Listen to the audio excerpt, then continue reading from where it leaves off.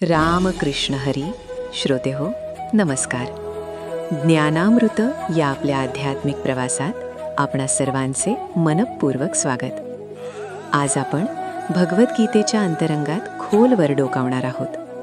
मानवी मनाचे खेळ आणि आत्म्याचा उद्धार कसा करावा याचे गुह्य ज्ञान देणारा हा विशेष सत्संग आहे. शांत चित्ताने अंतर्मुख होऊन या ज्ञान गंगेत अवगाहन करूया. उद्धरेदात्मनात्मानं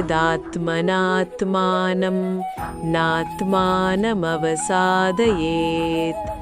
आत्मैव ह्यात्मनो बन्धुः आत्मैव रिपुरात्मनः. श्रोते हो, कुरुक्षेत्राच्या रणांगणावर अर्जुनाचे मन विचलित झाले आहे. बाह्यसृष्टीतील युद्ध जिंकण्यापूर्वी स्वतःच्या मनातील युद्ध जिंकणे किती आवश्यक आहे हे सांगताना भगवान श्रीकृष्ण 6व्या अध्यायात अर्थात आत्मसंयम योगात हा अत्यंत मोलाचा उपदेश करत आहेत. हा श्लोक म्हणजे मानवी जीवनाच्या उन्नतीचा पाया आहे. भाविक हो, या श्लोकाचा अर्थ अत्यंत गहन आणि रसाळ आहे.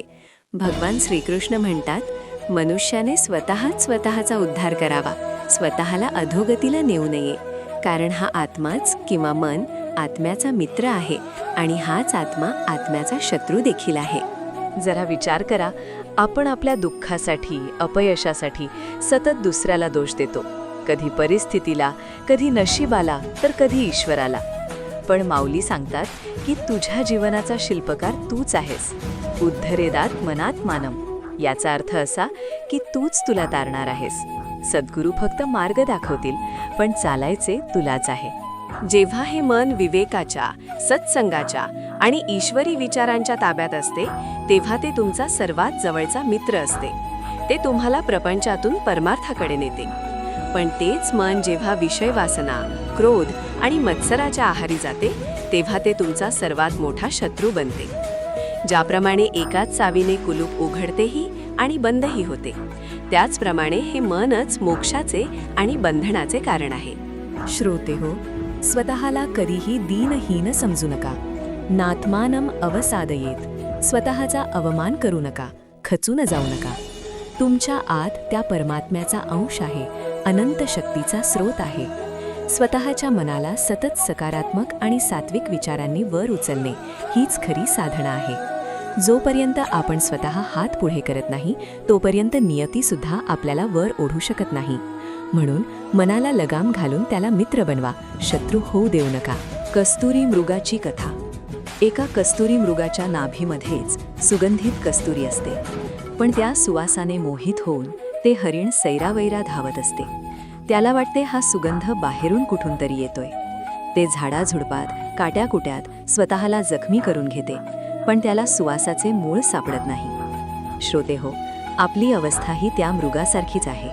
सुख, शांती आणि आनंद आपल्या आत्म्यातच आहे, पण आपण त्याला बाहेरच्या जगात, वस्तूंमध्ये आणि नातेसंबंधात शोधत राहतो आणि स्वतःला शत्रू बनवून घेतो.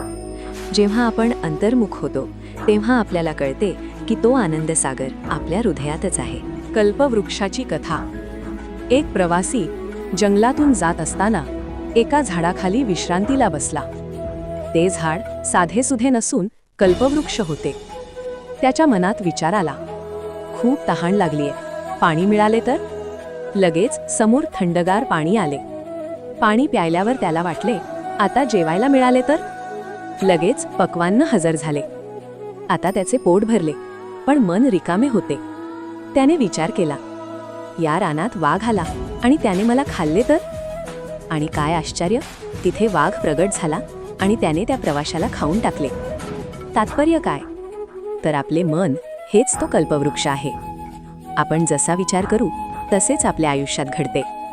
भीतीचा विचार केला तर मन शत्रू होते, आणि भक्तीचा विचार केला तर तेच मन मित्र होऊन रक्षण करते. आजच्या धकाधकीच्या जीवनात हा श्लोक कसा आचरणात आणावा? समजा तुम्हाला एखाद्या गोष्टीचा खूप राग आला आहे किंवा नैराश्य, डिप्रेशन आले आहे. अशा वेळी तुमच्याकडे 2 पर्याय आहेत. एक म्हणजे त्या नैराश्यात बुडून जाऊन व्यसनांच्या आहारी जाणे. इथे तुम्ही स्वतःला स्वतःचे शत्रू बनवता. दुसरा पर्याय म्हणजे त्या परिस्थितीतून बाहेर पडण्यासाठी ध्यान करणे, सत्संग ऐकणे किंवा विधायक कार्य करणे. इथे तुम्ही स्वतःचे मित्र बनता. सोशल मीडियाचा अतिवापर करून वेळ वाया घालवणे की त्याचा वापर करून ज्ञान मिळवणे ही निवड तुमची आहे. स्वतःला विक्टिम समजणे सोडून द्या आणि स्वतःच्या जीवनाचे हिरो बना. थोडक्यात सांगायचे तर आपले भले किंवा बुरे करण्यास आपणच जबाबदार आहोत. बाहेरच्या जगात शत्रू शोधण्यापेक्षा आपल्या मनातील षड्रिपूंवर विजय मिळवणे हाच खरा पुरुषार्थ आहे. जेव्हा आपण स्वतःला सावरतो तेव्हाच परमात्मा आपल्याला आधार देतो. श्रोते हो, अशाच नित्य नूतन आणि प्रसन्न विचारांसाठी आपल्या ज्ञानामृत परिवारात सामील व्हायला विसरू नका. हे चॅनल सबस्क्राईब करा आणि ही ज्ञानज्योत आपल्या प्रियजनांपर्यंत पोहोचवा. चला तर मग आजपासूनच आपल्या मनाला आपला मित्र बनूया आणि ईश्वरी कृपेस पात्र होऊया.